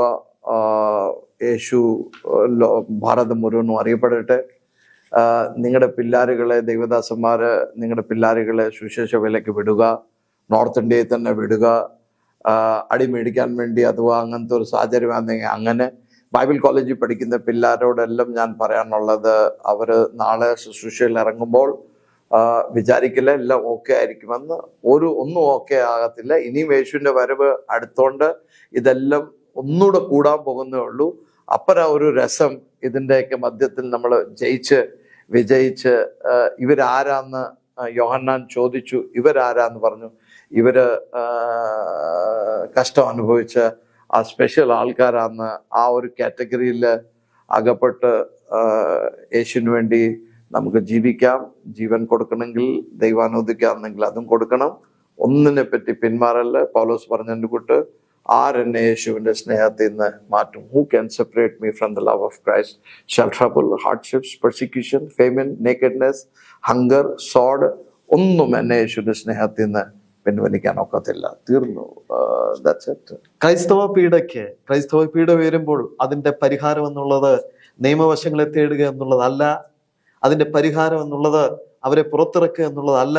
അതിലപ്പുറം ദൈവത്തിന്റെ ഒരു പദ്ധതിയാണെന്ന് കൂടെ മനസ്സിലാക്കണമെന്നാണ് അങ്ങ് ഇതുവരെയും പറഞ്ഞത്. ആദ്യത്തെ പെറ്റീഷൻ പീഡ കിട്ടുമ്പോൾ തന്നെ കള്ളാസ് എഴുതി അഡ്വക്കേറ്റിന് അടുക്കി കൊടുക്കുക. കോർട്ട് 24 മണിക്കൂറും കോർട്ട് ഓപ്പണാ. ഒരു വിന്റർ വെക്കേഷൻ ഇല്ല. ഫ്രീ ആയിട്ട് ആദ്യത്തെ കാര്യം അഡ്വക്കേറ്റിന് ഒരു ഹർജി കൊടുക്കുക.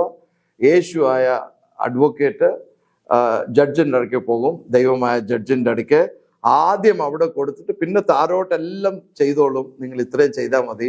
വീട് അനുഭവിച്ച സഭയെ മറക്കല്ലേ. മറന്നാൽ കർത്താവ് നിങ്ങളോട് നാളെ ചോദ്യം ചെയ്യും. ഈ മെസ്സേജ് തന്നെ നിങ്ങൾക്ക് വേണ്ടിയാ പറയുന്നത്. അതുകൊണ്ട് ഒരു കാരണവശാലും രക്ഷപ്പെടാൻ നോക്കല്ലേ. വളരെ നന്ദി. Thank you. ചുരുങ്ങിയ സമയം ഒരുപാട് കാര്യങ്ങൾ, താങ്ക് യു. പ്രത്യേകിച്ച് ക്രൈസ്തവ പീഡ വർദ്ധിക്കുന്ന സാഹചര്യത്തിൽ ഇത് കേരളത്തിലെ സഭയ്ക്കും ഒരു അനുഗ്രഹമായി തീരും എന്ന് പ്രതീക്ഷിക്കുന്നു. Thank you very much. ചുരുങ്ങിയ സമയം കൊണ്ട് നമ്മൾ ഒരുപാട് കാര്യങ്ങൾ, അതായത് പെർസിക്യൂഷൻ റിലീഫിന്റെ സ്ഥാപക നേതാവ് എന്നുള്ള നിലയിൽ അദ്ദേഹത്തിൽ നിന്ന് നമ്മൾ കേൾക്കുകയായിരുന്നു. നമ്മളിവിടെ കേട്ടത്, സാധാരണ ഒരു വ്യക്തി സുവിശേഷം നിമിത്തം ജയിലിൽ പോയാൽ ആ വ്യക്തിയെ എങ്ങനെയെങ്കിലും ഇറക്കി കൊണ്ടുവരണേ കർത്താവ് എന്നുള്ളതായിരിക്കും നമ്മുടെ പ്രാർത്ഥന, അല്ലെങ്കിൽ അതിനുള്ള ശ്രമങ്ങളായിരിക്കും. എന്നാൽ കഴിഞ്ഞ 10 വർഷമായി ഇതിന്റെ പിന്നിൽ പ്രവർത്തിക്കുന്ന, ഇതുപോലെയുള്ള കഷ്ടത അനുഭവിക്കുന്നവരെ പുറത്തു കൊണ്ടുവരികയും അവരുടെ കുടുംബങ്ങളെ സംരക്ഷിക്കാനും ഒക്കെ വളരെ ബന്ധപ്പെട്ട് ഓടിക്കൊണ്ടിരിക്കുന്ന സുവിശേഷകൻ ഷിബു തോമസ് അവറുകൾ, അദ്ദേഹത്തിന്റെ വാക്കുകളെ നമ്മൾ ശ്രദ്ധിക്കുമ്പോൾ നിങ്ങൾ ശ്രദ്ധിച്ചിട്ടുണ്ടാകും, വ്യത്യസ്തമായ ഒരു രീതിയിൽ ഓരോ ദൈവദാസന്റെയും ജീവിതത്തിലേക്ക് വരുന്നതായ ഇത്തരത്തിലുള്ള കഷ്ടതകൾ ദൈവത്തിന്റെ പദ്ധതി കൂടെയാണെന്ന് നാം മനസ്സിലാക്കണമെന്നാണ് അദ്ദേഹം പറഞ്ഞു വെച്ചത്. നിശ്ചയമായിട്ടും ദൈവവചനം പരിശോധിച്ചാൽ, വചനത്തിലെ രേഖകൾ പരിശോധിച്ചാൽ അത് സത്യവുമാണ് താനും. പലപ്പോഴും ഇത്തരത്തിലുള്ള വിഷയങ്ങൾ വരുമ്പോൾ തളർന്നു പോകുന്നവരാണ് മനുഷ്യർ. ഇത്തരത്തിലുള്ള നിയമ വിഷയങ്ങളും പോലീസ് കേസുകളിലൊക്കെ അകപ്പെട്ടു പോകുമ്പോൾ വിഷാദരോഗികളായി മാറുന്നവരുണ്ട്, തളർന്നു പോകുന്നവരുണ്ട്, കുടുംബങ്ങൾ വീണു പോകുന്ന അല്ലെങ്കിൽ അനാഥമാക്കപ്പെടുന്ന സാഹചര്യങ്ങളുണ്ട്. അതും അദ്ദേഹം ഓർമ്മിപ്പിക്കുന്നു. അത്രയുള്ളവരെ ചേർത്ത് പിടിക്കാനും അവർക്ക് വേണ്ടി പ്രാർത്ഥിക്കാനും നമുക്ക് കഴിയണമെന്നുള്ളതാണ് ഈ അഭിമുഖത്തിലൂടെ അദ്ദേഹം പറഞ്ഞു വെച്ചത്. നിശ്ചയമായും കേരളത്തിലെ സഭ, മലയാളി സഭ ഈ വിഷയത്തിൽ കൂടുതൽ അവരെ സഹായിക്കുന്ന ഒരു കാഴ്ചപ്പാടുണ്ടാകട്ടെ, അവർക്ക് വേണ്ടി പ്രാർത്ഥിക്കുന്ന ഒരു കാഴ്ചപ്പാടുണ്ടാകട്ടെ. അവര് ജയിലിലായിരുന്നാലും പുറത്തായിരുന്നാലും അവരിലൂടെ ദൈവം ഉദ്ദേശിച്ച പദ്ധതി നിറവേറ്റപ്പെടുവാനുള്ള പ്രാർത്ഥനയും നമ്മുടെ സമൂഹത്തിൽ നിന്ന്, നമ്മുടെ ഇടയിൽ നിന്ന് ഉണ്ടാകട്ടെ. പ്രത്യേകിച്ച് സുവിശേഷ നിമിത്തം ജയിൽ അറകളിൽ അടയ്ക്കപ്പെടുന്നവർ, അവരുടെ ജീവിതത്തിൽ ദൈവത്തിന്റെ പ്രവൃത്തി വെളിപ്പെടുവാനും നമുക്ക് പ്രാർത്ഥിക്കാം. ഈ അഭിമുഖം ആത്മീയ സമൂഹത്തിന് ഒരു അനുഗ്രഹമായി തീർന്നു എന്ന് മനസ്സിലാക്കുന്നു. നന്ദി, നമസ്കാരം.